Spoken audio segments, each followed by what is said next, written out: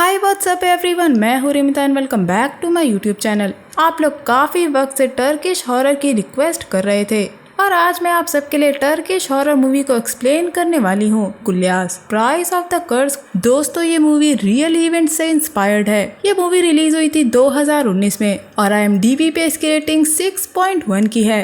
यूनुस सेविक ने इस मूवी को डायरेक्ट किया है। तो बिना किसी देरी के चलिए बढ़ते हैं आज की इस हॉरर कोस्टर राइड पे। शुरुआत में हम दो आदमियों को काला जादू करते हुए देखते हैं, जिसके बाद सीन काले कपड़े पहने एक आदमी पे आता है जो किसी को बेरहमी से मार रहा होता है। अब हम एक घर में एक छोटी बच्ची को देखते हैं जिसका नाम है डेफ्ने, जिसने अपनी गुड़िया को दुल्हन की तरह सजाया था। ये देख के उसकी मौसी नरमिन कहती है कि डेफ्ने के बड़े होने पे वो उसे इसी तरह दुल्हन की तरह सजाएंगे और तभी डेफ्ने की माँ आती है।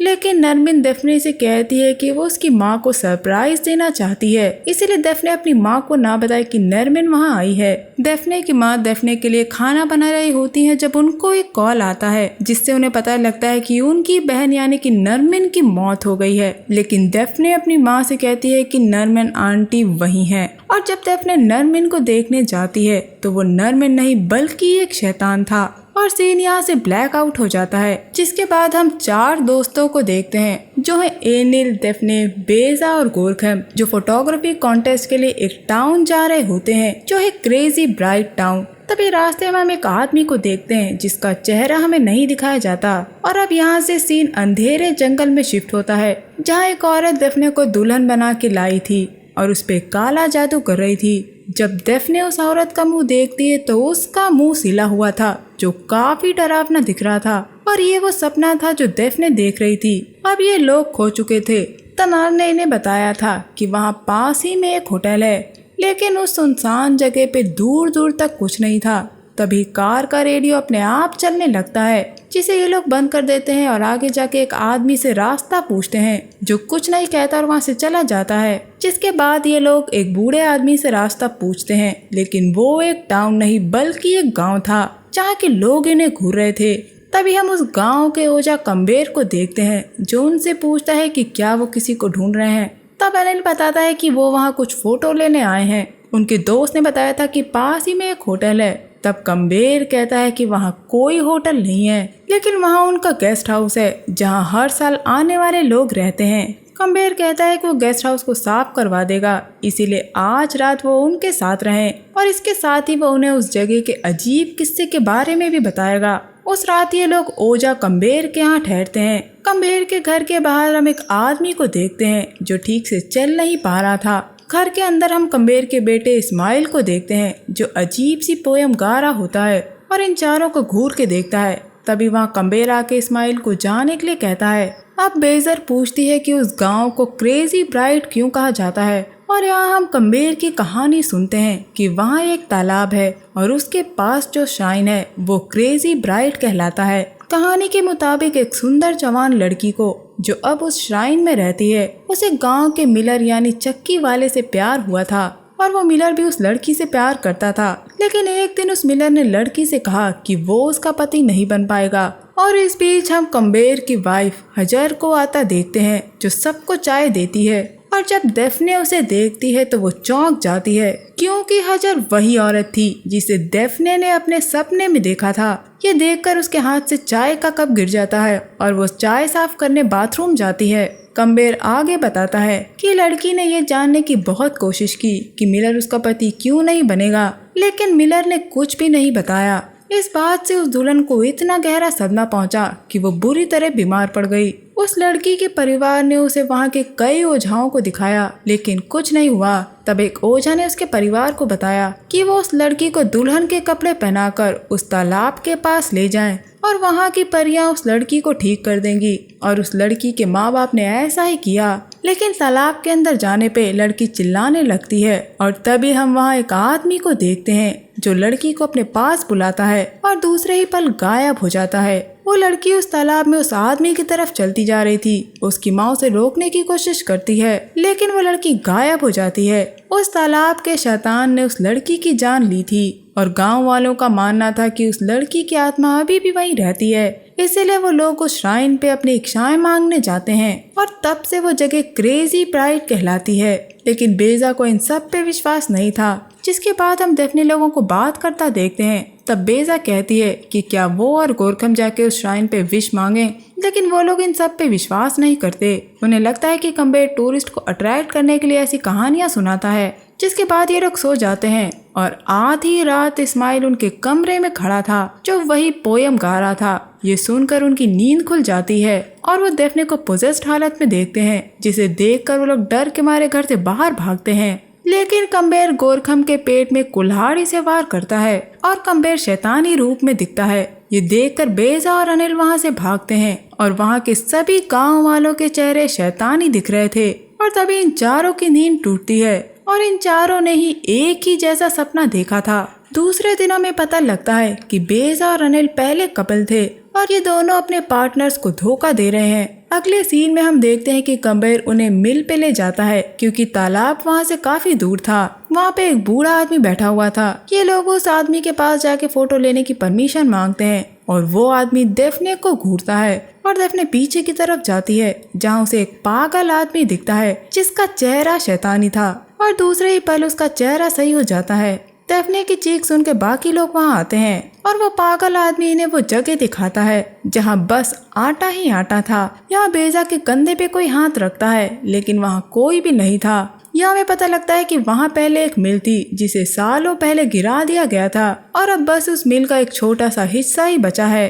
यहाँ डेफने को एक आदमी दिखता है जो विसिल बजा रहा था और वो पल भर में गायब हो जाता है। और जब ये लोग वहाँ से जाते हैं तो हम उसी आदमी को देखते हैं जिसका चेहरा में स्टार्टिंग में दिखाया नहीं गया था और वो आदमी और कोई नहीं यही था जो विसिल बजा रहा था। अब कम्बेर इन चारों को गेस्ट हाउस ले जाता है जहाँ हम काले साए को देखते हैं और रात में गेस्ट हाउस की लाइट चली जाती है।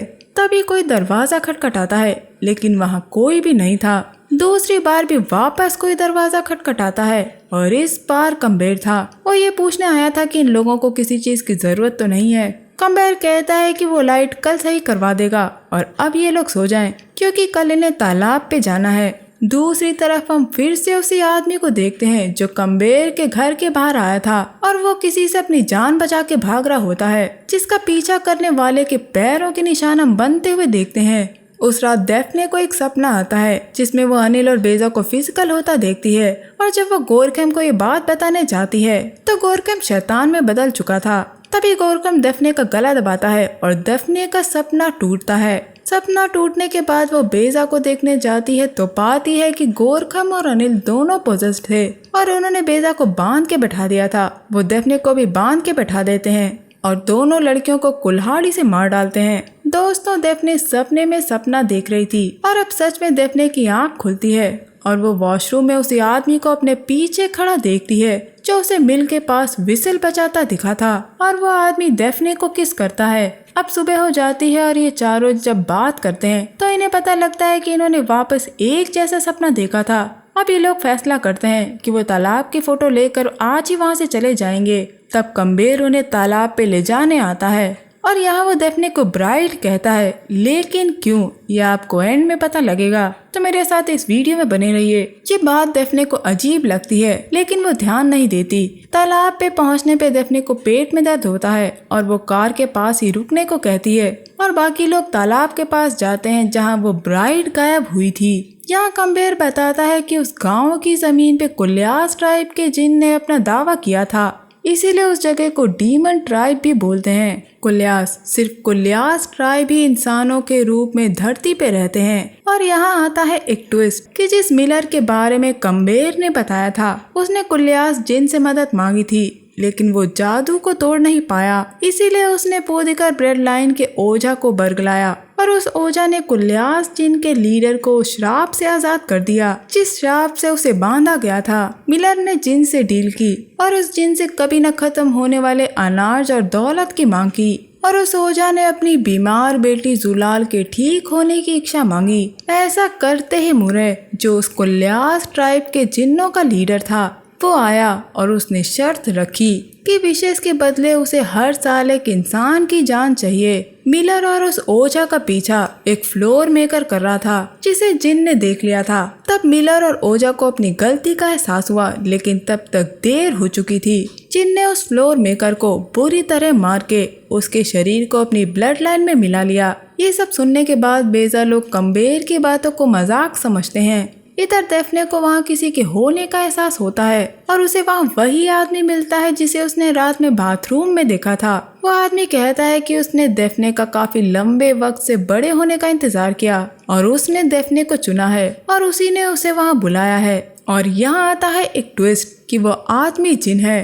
दरअसल बचपन में डेफने के बाल उसकी मौसी नरमिन ने नहीं बल्कि इसी जिन ने बनाए थे, जो नरमिन के रूप में वहाँ आया था। और अब वो डेफने के साथ जबरदस्ती करता है और उसका मुंह सिल देता है। इधर बेजा लोग जब फोटो लेकर वापस कार के पास आते हैं तो वहाँ डेफने नहीं थी। जब ये लोग डेफने को ढूंढते हैं तो उन्हें डेफने बुरी हालत में मिलती है और ये लोग उसे अपने साथ ले आते हैं। अब गोरखेम डॉक्टर को ढूंढने जाता है और जब वो कम्बेर ओझा के घर जाता है तो वहाँ उसे काला साया दिखता है, जिससे डर के गोरखेम वहाँ से भाग के वापस गेस्ट हाउस आता है और कहता है कि उन्हें अभी वो जगह छोड़नी होगी।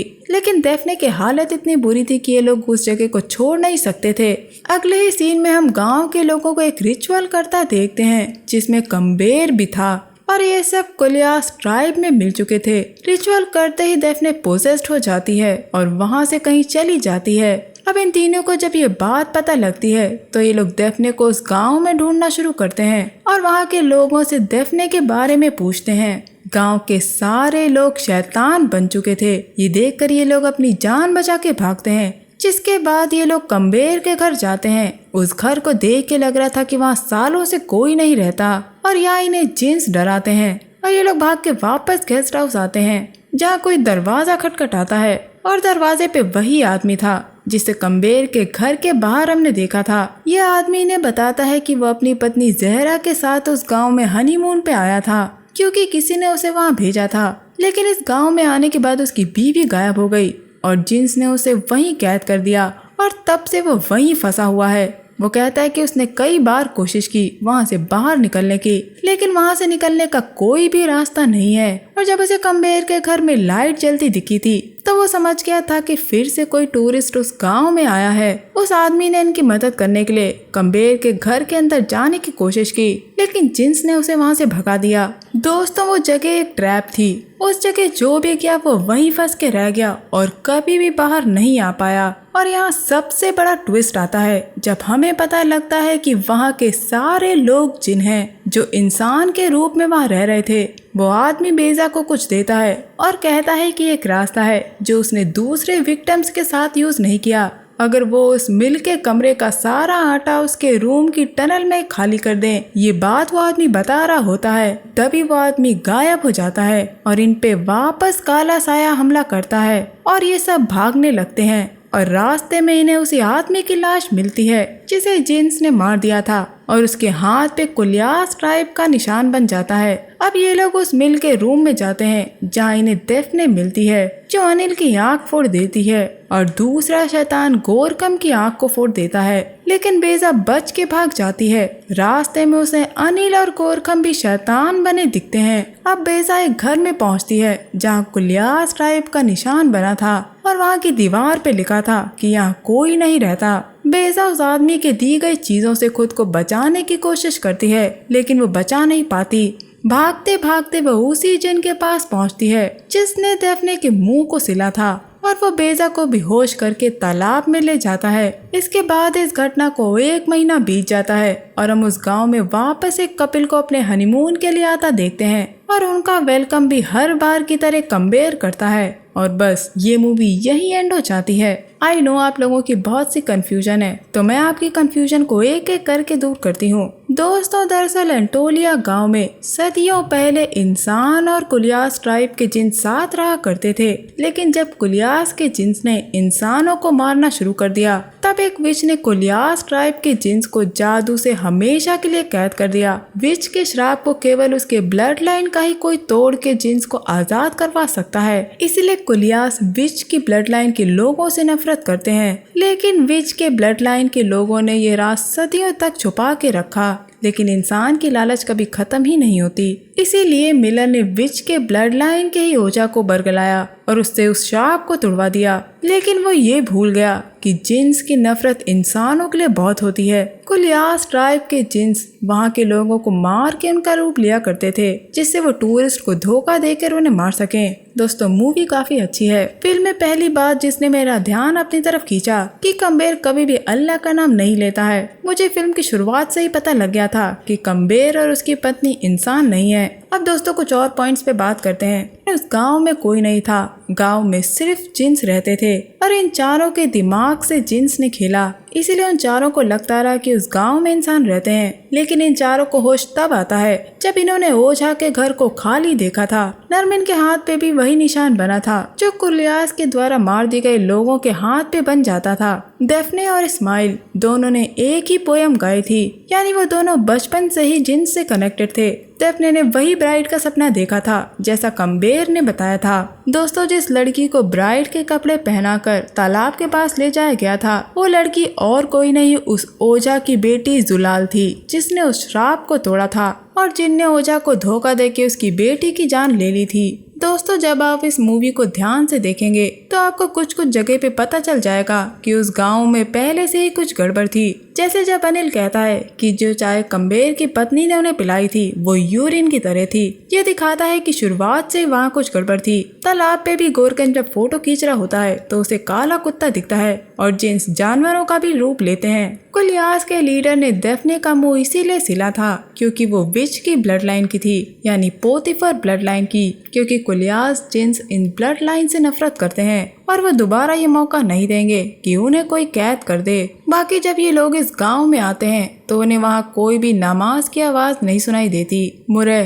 जो कुलियास जिन्स का लीडर था, उसने सैकड़ों सालों में कई लोगों की जानें ली और वो अभी भी संतुष्ट नहीं था। इसीलिए वो वहाँ नए विक्टिम्स के आने का इंतजार करता है। इनकी भूख इंसानों के लिए बढ़ती रहती है, जबकि वो जब चाहते हैं तब इंसानों को मारते हैं। अब एक आखिरी सवाल कि इस मूवी का title price of the curse क्यों है? वो इसलिए क्योंकि विच ने जादू से जिन को बांध दिया था और उस कर्स का प्राइस मिलर और ओझा के साथ साथ वहाँ के गांव वालों को भी चुकाना पड़ा। इसीलिए कहा जाता है कि लालच में अंधे नहीं होना चाहिए, लेकिन इंसान अपनी लालच में किसी भी हद तक चला जाता है। तो दोस्तों ये था मेरा movie explanation Turkish horror movie कुलियास प्राइस ऑफ द कर्स को लेके। उम्मीद करती हूँ आपको ये एक्सप्लेनेशन पसंद आया होगा और अगर आपका अभी भी कोई सवाल है तो आप मुझसे कमेंट सेक्शन में पूछ सकते हैं। मैं मिलूंगी आपसे अगले वीडियो में, तब तक के लिए अपना बहुत ख्याल रखें। Stay safe, keep hunting, lots of love.